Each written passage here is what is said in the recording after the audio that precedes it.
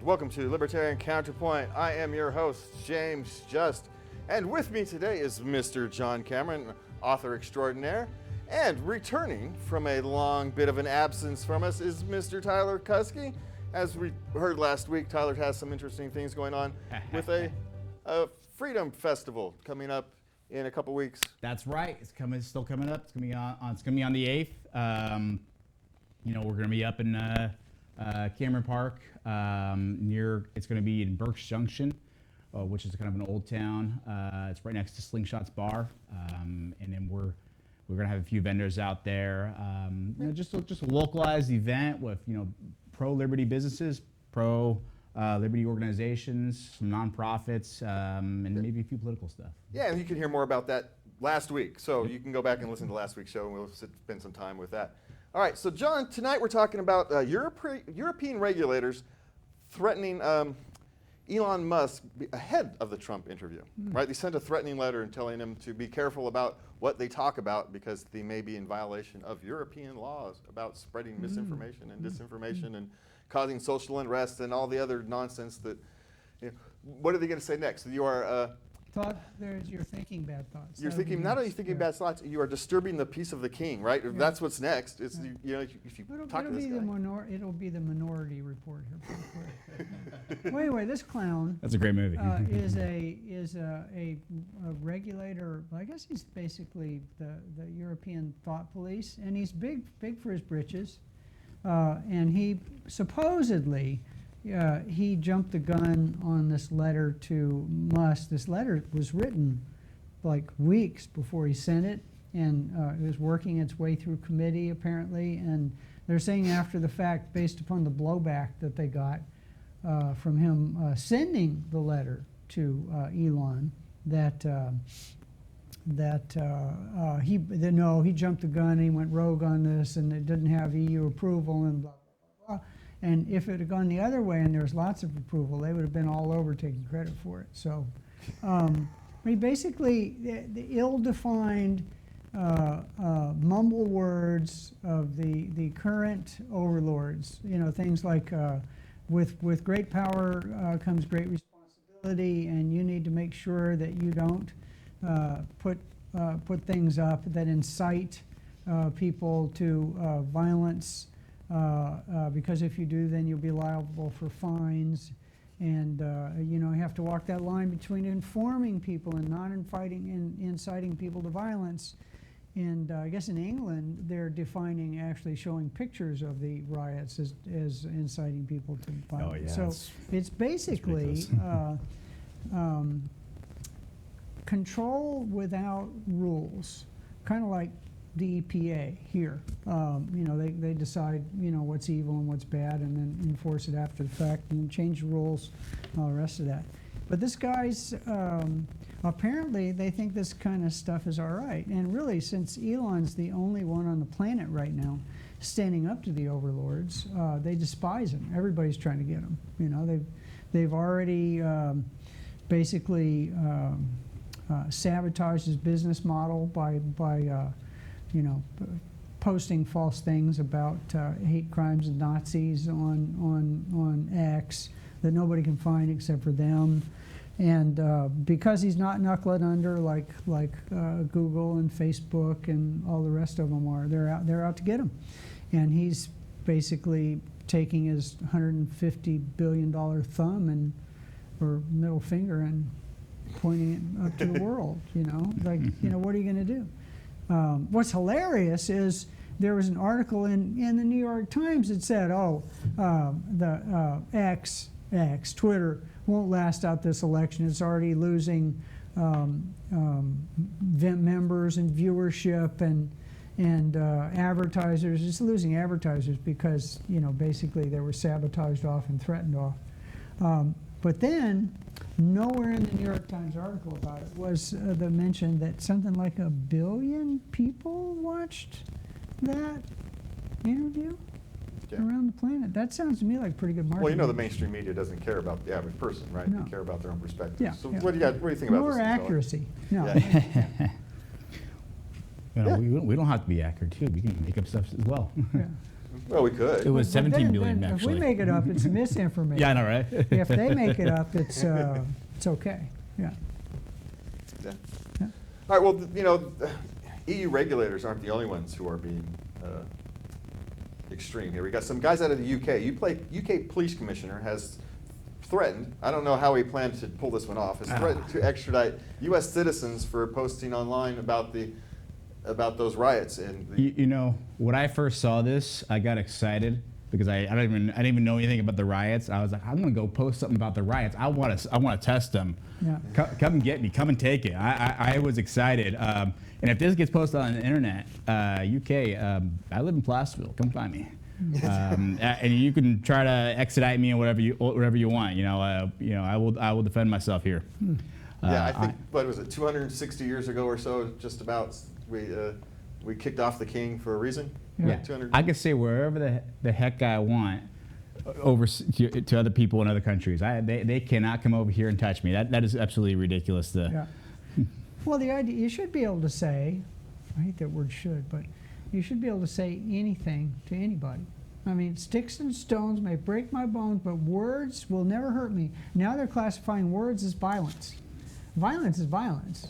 Yeah. Words are words. Well, if you take away my words, I'll get violent. Yeah. Well, no, that's why we got violent, and because we had none of those rights. And England has an awful lot of common law, but they don't really have a constitution the way we have a constitution. It's all common law, and they don't have First Amendment protections because they don't have a First Amendment. So they don't have. You know, at one time they were threatening to, and Australia did it, and they're supposed to be enlightened. They were sending troops into people's houses during the lockdown. And here you can't send troops into people's houses. That's for foreign countries, you know. You got to send cops here. Well, So, yeah. Well, we do have a current vice presidential candidate who, as governor, sent troops around to shoot people with paintball guns to keep them inside their houses. Did she do that? No, she didn't. He did. Her a running mate, Waltz. Oh yeah, the fascist commie. Yeah. Yes. He sent all around the National Guard to shoot Yep. people standing on their porch. It's in National Guard. And by the way, you know, I'm not saying you should do anything, but like if the National Guard happens, the people disappear. The Humvees don't require keys to turn on, so What? you can take a Humvee pretty easily. Yeah. Yeah. There's no keys. It's a series. You do have to know the proper series, but you can look it up on YouTube. It's Yeah. like, You can look at anything up on YouTube. Yeah, so you know the government can try to threaten us all they want with military vehicles and what firearms. I can build all the weapons and explosives I need at Home Depot, and I know how to take a Humvee. So yeah. Well, and I also know how to shut down a tank. we also know that we learned in Iraq, Afghanistan, Vietnam that a small underarmed force can actually take down a major power. Yeah. This is not Yeah, something 'cause that has not happened routinely over the course of history. Well, there is a nice little law that will protect us, and it would be really hard to get it changed and through Congress. I don't care who the president is, that you can't have armed aircraft. The only reason that in Afghanistan, the combination of special forces and air power, basically the Taliban couldn't leave their house, because if they left their house, they died. It was that simple, because it was air power, overwhelming air superiority, and some people who knew how to shoot.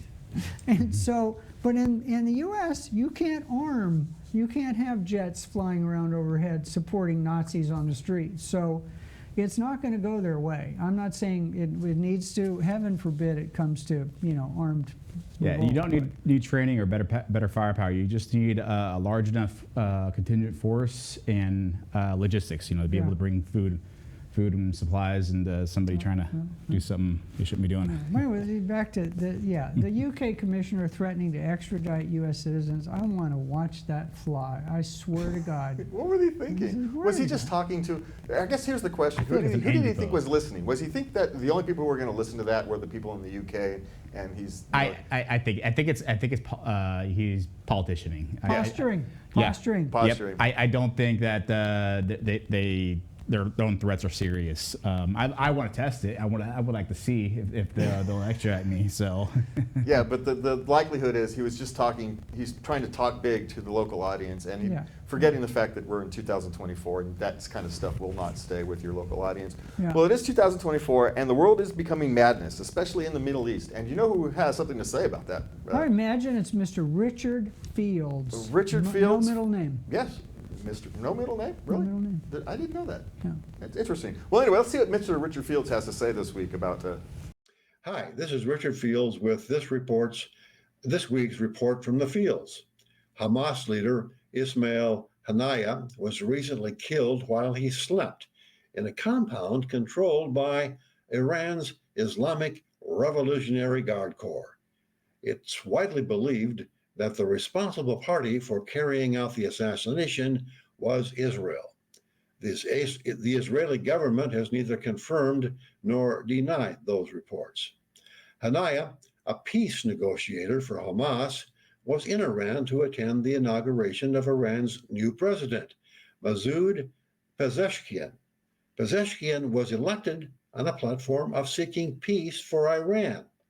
He defeated the candidate supported by the Revolutionary Guard. The Guard epitomizes the hardcore death to Israel faction within Iranian internal politics. Since the attack, Pezeshkian has advocated a measured response by Iran, attacking Israeli forces in places like Azerbaijan or Iraqi Kurdistan. The Islamic Revolutionary Guard is advocating direct hits on Tel Aviv and other targets within Israel.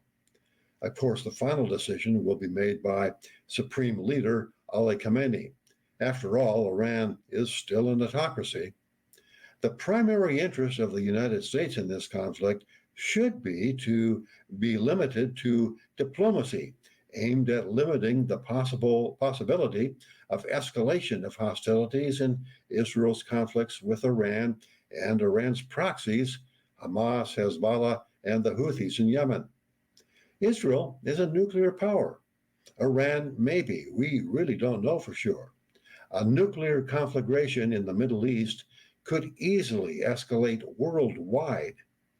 It's tempting for politicians to pick sides in conflicts like this and form alliances.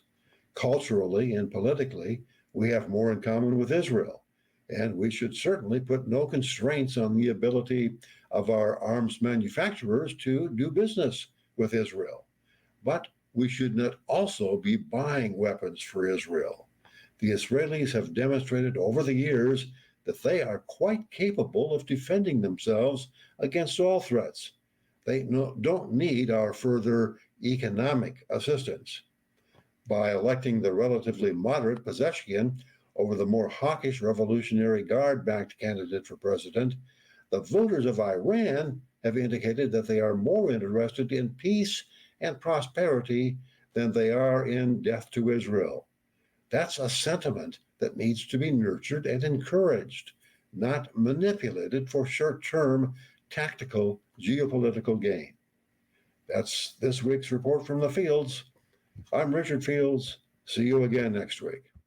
All right, thank you, Richard. That was, as always, Richard has an interesting perspective on the Middle East issues and issues in He really general. does. He delves into this stuff, and he has a cultural perspective on it too. So that's nice. A personal connection to that part of the world, and some of the warring factions. So it's good to see that he's fully vested in it. Yeah. All right, so we're going to move on. Harvard and UCLA now have actually just been kind of told that they cannot not deal with their protesters, right? Because what's happened is the pro-Palestine, I'm trying to think of how to phrase this, the pro-Palestine protesters are preventing access to certain students to certain areas, right? They're not Can you just allowing. say Jewish students to anywhere? Well, at least I'm trying to walk a fine line, John, and you're not going to let me, are you? No, there's no. So UCLA, I don't know, I think Harvard did the same thing, said, oh, no, we're not responsible for the protesters do on campus. They're basically not letting students in class unless they say that the Jewish state should cease to exist and that they're in support of Palestine. And Yeah, then but it if they wasn't do just that, any student if- that did that, right? Any student has to do that, but it especially has, you know what I'm thinking about doing is just getting a whole bunch of T-shirts made with Star of David on them and just going and hanging out by a mosque. I mean, I know that sounds terrible, but Just to see what happens, right? I'm so upset. You know, I by- should have wore my kippah for this interview. I'm gonna go run my truck real quick. I am just, these lessons of history are so recent. How could we not have learned them? I mean, it was, Harvard had a quota to keep Jewish people out, right? Now they got a quota to keep Asian people out, to make up for a fact that they had a quota to keep black people out. I don't understand this. How can they not realize that any exclusion is discrimination? Yeah, any And exclusion. any inclusion that is done Over-inclusivity. under special circumstances is also discrimination. Yes. We have gotten to this world time and the place where we think that we can solve racism by adding racism. That's no, I completely agree, and that's kind of a slightly on that topic, a little bit different, but that's even like something I was talking to somebody the other day about with American Indians, right? So people who live on the or near reservations or come from American Indian heritage, they use the word Indian, whereas if you're not near a reservation, not near Indians, you say Native American, right? And Native American is just so over-inclusive. It's like saying Afro-Eurasian to somebody else, right? It's so over-inclusive. People try to, they have, a lot of people have this misconception that the word Indian comes from mistakenly landing over in India. But India wasn't called India until, what, 1850, I think it was? Yeah, way later, yeah. So yeah, the word Indian doesn't come from that. There's a debate over where the word comes from. We're not really certain, but the word Indian actually, my favorite story, and my grandmother was American Indian, she used the word Indian. But my favorite story that I've heard was that when the settlers had first landed and talked to the locals over in the Caribbean, they asked them who they were, the name of their people. And they said something, didn't understand what they said, but the word sounded similar enough phonetically to the word Indian, so they just went with the word Indian. Well, it's like when they asked about who the really mean people were in the Southwest, they said, oh, Apache. And I thought the name of the tribe was Apache, but Apache was the other tribe's name for enemy. So the people that kill us if we're not careful. So this stuff that I did a lot of training around the U.S. in leadership management, all the rest of that, and I went to Alaska, great people, and all sorts of tribal members came, and what they taught, they used the word Indian. They didn't say, and these you would think they'd say Inuit, or Eskimo is a made-up name, right? But Inuit, or sometimes they'd say First Nations, because that's the Canadian. Well, even the word None of them said Native American. None of them. And when they polled people about the Washington Redskins, the people that we want to refer to as Native American, didn't care a rat's butt about the name of that, nor the Cleveland Indians did not care. The Kansas City Chiefs do not care, right? But these crazoid thought police, mistaken being commie overly liberals. inclusive, Oh, right? man. Even actually the word Palestinian, right? That's the Hebrew word for invader. Yeah. So they call them, they identify themselves as Palestinian, but there's not really a very common use of the phonetic sound for P in the Arabic language. So that's Anyway, we went far afield, but boy, and not talking about Mr. Fields because he's always on point. But this crazy stuff on these are supposedly the elite of the elite. We'll get into how how little eliteness there is in these professorial ranks, and how what's the word I'm looking for? How radicalized they are and incompetent in last week's show. Yeah, in last week's show.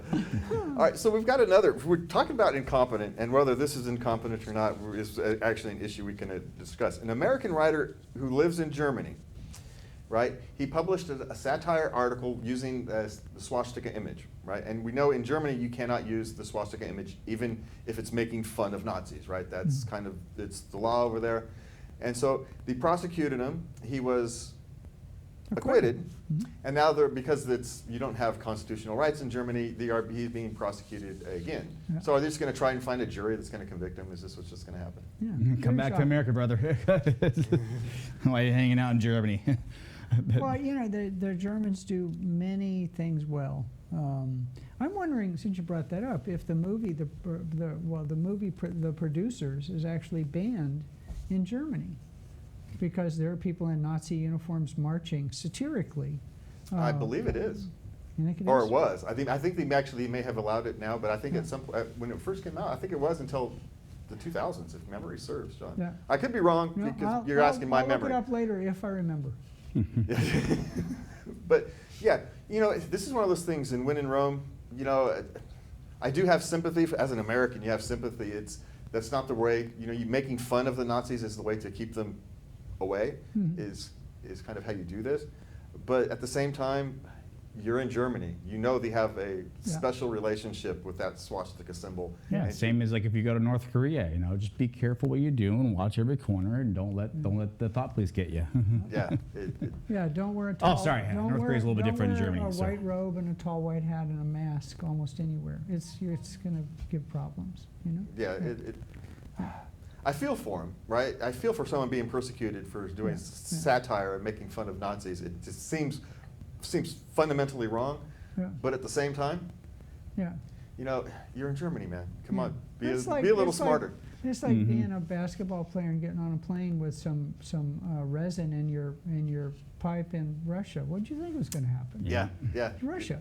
You're in a Russia. political You're an prisoner, American. We're going to trade you for a spy and an arms dealer. I mean, what did you think was going to happen? You're a popular American in Russia. Yeah, yeah. And you're walking. You've got to toe the lines Yeah. if you're going to do that. You just have to toe the lines, whether you like it or not. So whether towing lines and liking it or not, police and prosecutors have been seizing cash. This is from the Institute of Justice, right? Right? IJ does good work. Yeah. They do. They have been seizing cash for any cash that they kind of catch going through a FedEx thing. It doesn't matter what it is. It doesn't matter if they have any connection to And since anything. there's- since If they it's- find cash, they will steal it. Yeah. Is essentially what's happening. Yeah, and it's a trading hub. So I mean, a transportation hub. Is that for FedEx or oops, FedEx. probably both. It was FedEx. Yeah. So what they do is they scan packages, and they had a dog sniff somebody's package. One of their customers was sending them a late payment in cash, right? The dogs found it. They got cash sniffing dogs. I don't know how they do that. I want one. All right. Train my little Cavapoo to sniff cash. That'd be a great thing, man. And they just took it. They just took it, and they're not giving it back. And it was not associated with any crime, any criminals, anything. That reminds me of what a story from Jeff Bezos. He was talking about when he first founded Amazon, right? So what he they mainly did business in the U.S., but they had an order. I think it was from like Bulgaria or something like that. And then so they placed the order, and then they mailed in cash. So they mailed cash, and then they sent the letter. And Jeff Bezos was talking about this, how he opened up the letter, or opened the package, and there was a letter and a floppy disk. And in the letter it said, the money is in the floppy disk. The customs will steal the cash, but they don't read English. And that was like one of the first like transactions that Amazon had made. But that just shows, like, you know, that was how corrupt that country was at the time. And I think he told that story trying to explain how corrupt a lot of those countries were. But now we've become one of those countries that's are corrupt. You know, our cash is getting stolen.